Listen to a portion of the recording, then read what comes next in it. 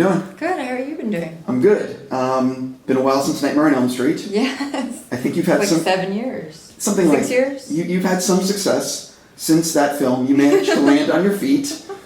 All kidding aside. But this is an interesting time for you because you're like Jessica Chastain before some of her movies. Like, she did like 6 movies and then they all came out at once. Yeah. And I feel like you're riding that wave where you've done all these movies and now they're all about to pop. I mean, actually, I try not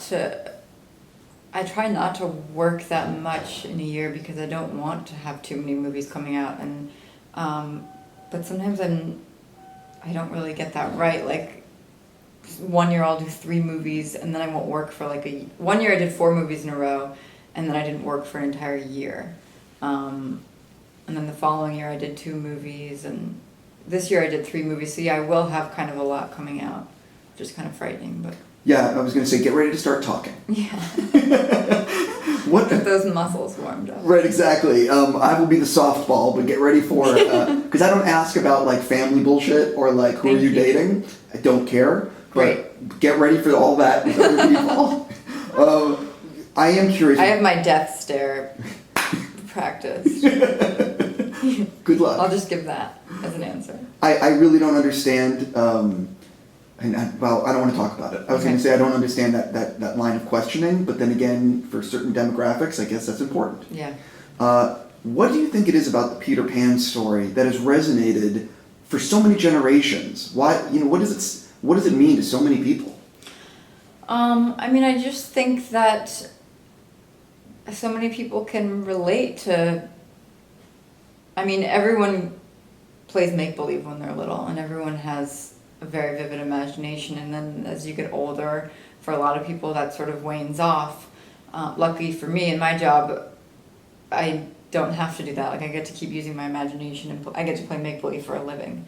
But there's this idea of growing up and sort of that struggle. People struggle with growing. Some people struggle with growing up, not wanting to grow up, or losing sort of these qualities that you have as a child that you're not really supposed to have as an adult.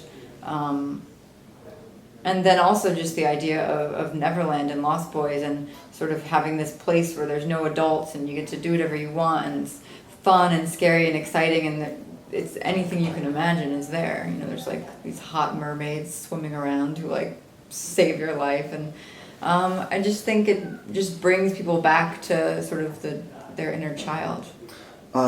What does it feel like for you right now, having won essentially like the actor's lottery, being able to work with so many gifted filmmakers and being able to be in such cool projects? Yeah. What is it like being in that sort of realm? I don't know. I don't know that I really think of it like that. I mean, I feel so lucky, and I have been so lucky. I've had so much opportunity, and filmmakers are everything to me. I mean, that's why I really do what I do, is because of filmmakers. I worship filmmakers. And so the fact that I get to work with filmmakers that I love and admire is just, yeah, it's the best part of my job, really. So I feel really lucky for that. We'll talk a little bit about working specifically for Joe Wright, because I'm obviously a huge Fincher fan. I mean, I revere that guy. And he's a very unique filmmaker with the way he likes to work, with the amount of takes he likes to do. He's a singular vision. Yeah. What is it like bouncing from him to like a Joe Wright and some of the other people like a Terrence Malick? Is there something that they all share, or is it... Yeah, they all definitely share something, but I mean, talk about having a singular vision. There's no one more singular than Terrence Malick. I mean, no one makes movies the way that he makes movies. He's the most original, eccentric, unique person I've ever met. But I feel like since I, as you said, sort of won the lottery, every filmmaker that I've gotten to work with sort of has a singular vision. They've all been so extremely different in the way that they like to work, whether it's Steven Soderbergh, who is, an extraordinary, like, no one makes movies the way he does. He does everything on set, and then you wrap at whatever time, and he goes home and edits the movie. I mean, there's no one else who does that. And I went from working with Fincher... I was going to say, I think Guillermo del Toro does that. Right. Well, I haven't worked with him, but, I went from working with David to Steven, and they couldn't be more different. except that, they both share, well, all the directors I've been lucky enough to work with, they do have such a strong point of view and a strong vision, and they're sort of uncompromising in it.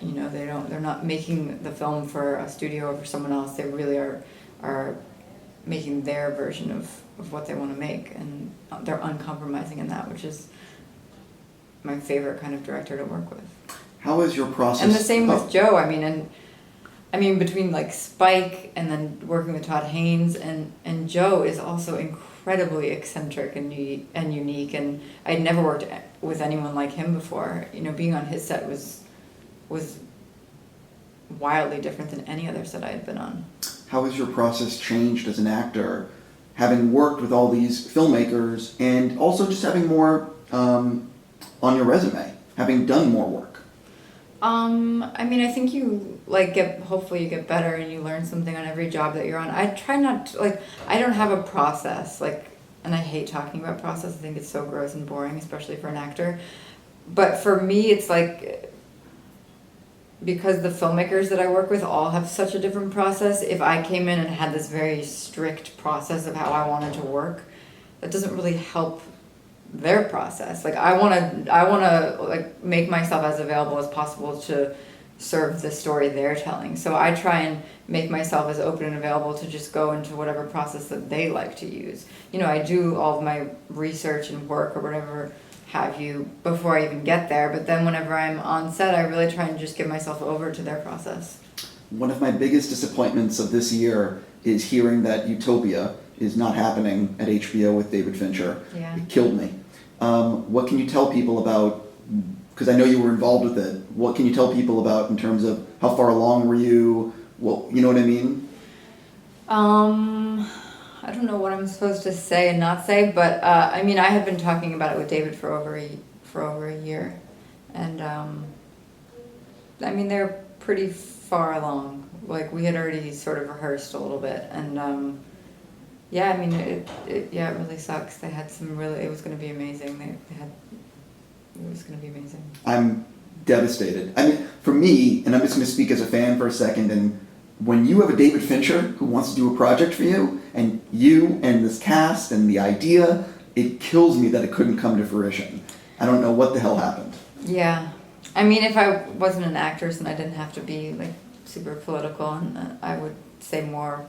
Yeah, yes, I agree with you. But everything happens for a reason, and it wasn't meant to be. So he's going to do something else great, and they're going to do something else great, and everyone will be fine at the end of the day. Yeah, he's going to land on his feet. Yeah. He's going to be okay. You were doing a voice for, and I'm going to butcher the name, Laika. How do you pronounce it? Yes. Oh my God. Don't say it, so that we don't get in trouble. I can never pronounce I'm very bad with names. English is my second language. What's your first language? English, but it's sometimes my second. But I am curious. I'm a huge fan of theirs. They make the best. Coraline. Listen, they're amazing. I think it is no, that's the camera. I don't know. Laika. What does it matter? Laika. Yeah, it's called Kubo. The movie is called Kubo. Right. I had Kubo and the two strings. Yes, Kubo and the two strings. So what can you tease people about? Have you already done voicing? Have you already been doing it? Yeah, yes, I have. I don't think I am allowed to say anything about what it is, but it was so much fun. I love animated films. I see all of them, and their films are some of my favorite animated films. Like Coraline, I was just obsessed with, and the Box Trolls. Loved that. But I love animated films, and so it was so much fun doing that. Just being in the booth and getting to just be completely absurd and crazy and make all these different sounds with your voice. It was really fun. Yeah, I'm very, you could say, excited. Definitely have to ask about working with Terrence Malick. I know, based on other actors I've talked to, that he'll sometimes just give you a line and say, this is your day. But I think the more crazy thing is that he will not really tell you where the camera's going to be. He could be following your feet for the whole day. What is it like working with him, and was that the process that you also worked with? Yeah, that was really different than anything anyone has ever done. He works in a very special way, and I kind of don't want to give that much away about his process, because he because he likes to keep it protected, and I don't want to be the person that's like giving away his secrets, so to speak. Sure. But it's similar to what I I understand said. like wanting to keep things for yourself and keep your mystery. I'm not going to be the person to spoil it for him. But as far as the camera, you just get used to it, and the camera is usually on Steadicam, and you just go with it. But yeah, it was an incredible experience. I'll never have another experience like that, for sure. Since I have to wrap with you, what are you getting ready to do? What's coming up in your future besides promoting Carol and everything else? Well, yeah, I have a lot of press coming up. I just finished 3 films in a row, which, so yeah, I'm just sort of taking the rest of the year off and doing a lot of press. I was supposed to be doing Utopia for a year, so I have a few things that I'm pretty sure that I'm doing, but I don't want to say what they are yet. I completely understand. I'm going to say congratulations on everything, Thank you. and thank you so much for giving me your time. Thank you.